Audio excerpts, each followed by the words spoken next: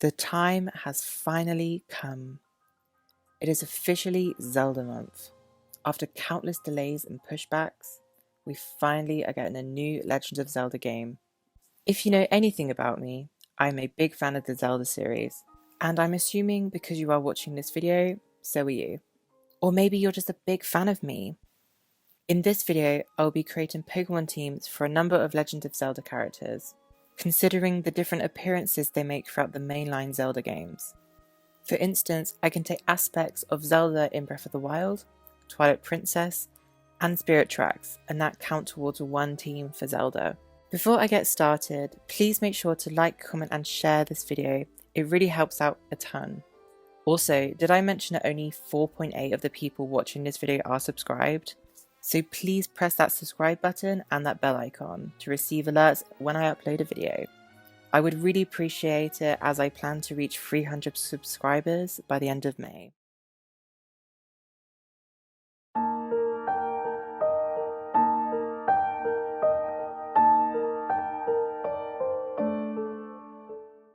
We start with the embodiment of courage himself, Link. First up on Link's team is Decidueye.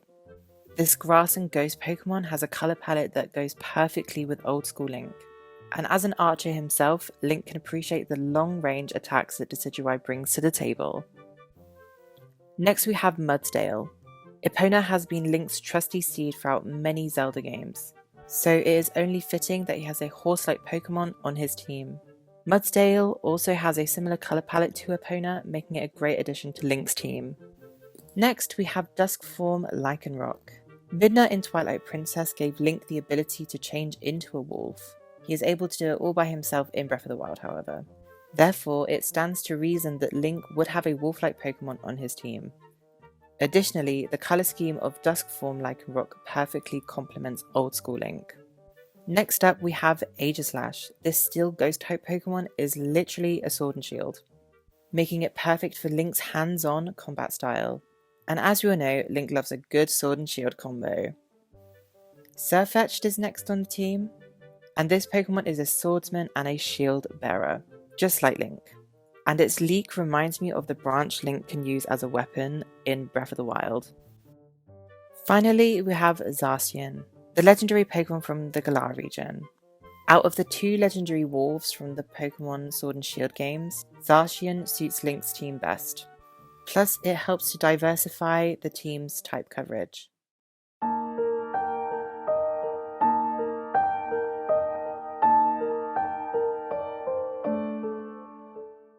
The wild card of characters I chose is Impa. I love this lady.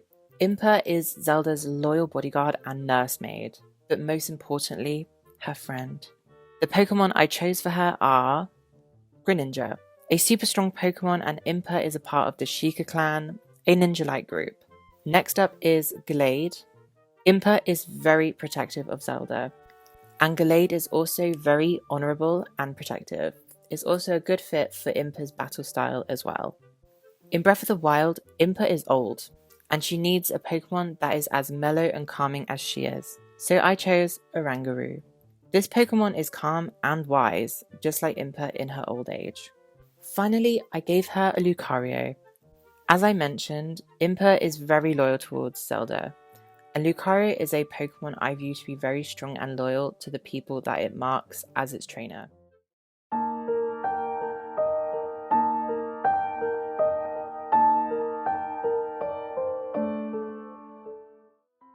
Ganon and Ganondorf are the embodiment of power and malice in the Zelda series, so it's only fitting that his Pokemon team reflects his dark and ominous nature. First up, we have Emboar. Ganon is a pig, Emboar is a pig. Emboar's fierce appearance makes it the perfect fit for Ganon's team. Next we have Spectria. Out of all the horse Pokemon, Spectria looks the most malicious. This is a reference to the horse Ganondorf rides in Ocarina of Time. Grimmsnarl is next on the list. This Pokemon looks like it could be a Ganondorf doppelganger, and its menacing appearance adds to the team's overall dark theme. Tyranitar is another great choice for Ganon's team. In the Pokemon Forever movie, Tyranitar is possessed by the power of a dark ball and causes absolute havoc.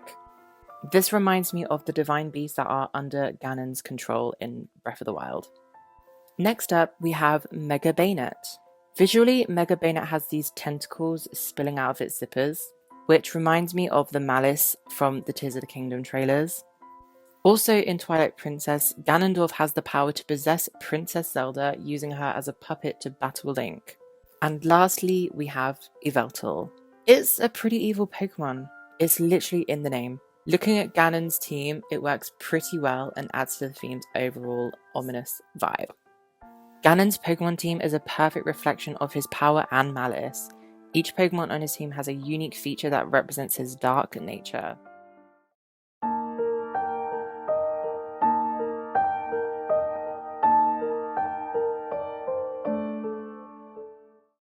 Next is the Great Fairy. I chose them because they are some juicy mamas whose music is literally the best thing I've ever heard. They are usually there to heal Link, so you could say they are the nurse joy of the Zelda universe. Obviously, they need to have a Blissey. I mean, she is a pink curvy madam, just like the fairies of Breath of the Wild.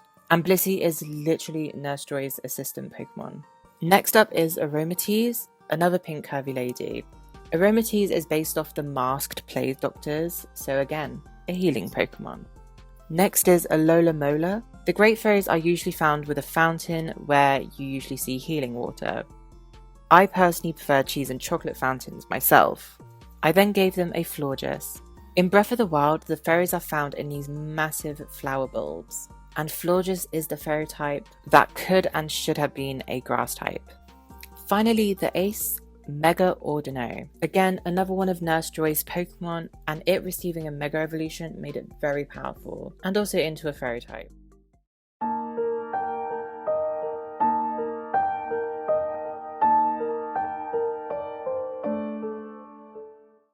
Zelda is a character that has been present in many of the Zelda games, and one thing for sure, she is definitely one of the most iconic characters in the franchise.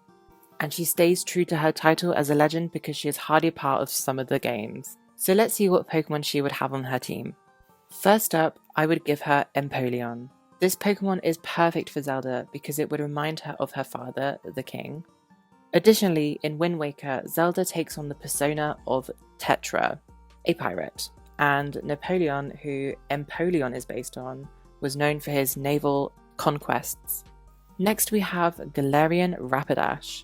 This Pokemon is a white horse, just like Zelda's white stallion from Breath of the Wild, and it just fits perfectly with her team.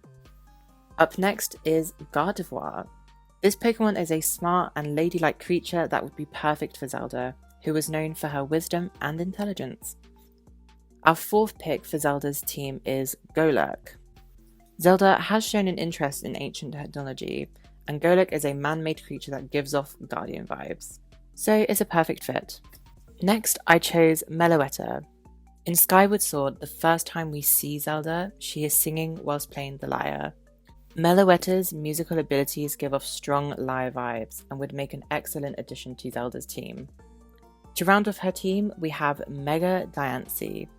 Diancie is a princess, just like Zelda, and her Mega form goes really well with the rest of the team. Plus, she is incredibly powerful, just like Zelda herself.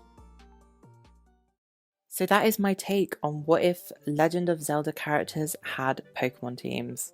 I hope you enjoyed this video, and let me know in the comments which Pokemon you think would be a perfect fit for your favourite Legend of Zelda characters. Please make sure to like, comment and share the video, and even subscribe to help out my baby channel grow. Also, check out my previous videos if you like Pokemon videos. Thank you for watching, I've been Yanya, and I will see you in the next video. Bye!